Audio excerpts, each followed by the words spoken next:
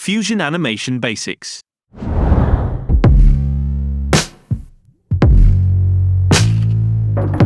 Today's video is sponsored by the fake tennis game.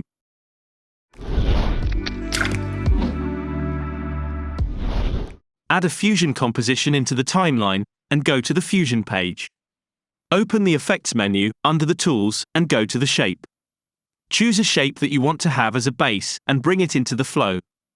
Like the 3D and particle nodes, shape nodes also need a shape render node in order to work.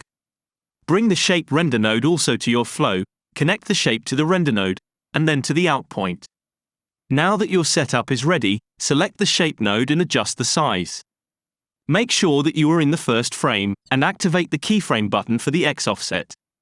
Move the position of the shape, go a couple of frames forward and move the position of the shape again.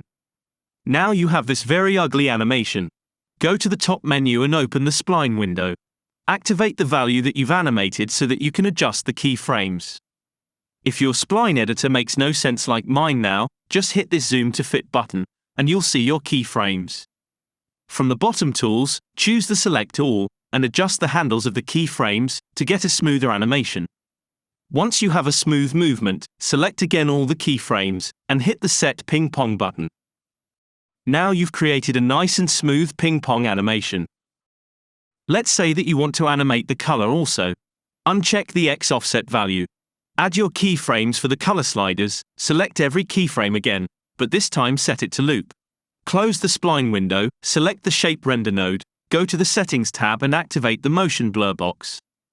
Experiment with the spline editor and combine it with different effects to pretend that you know what you are doing. If you like this clip, subscribe to this channel. If you didn't, I don't like you anyway.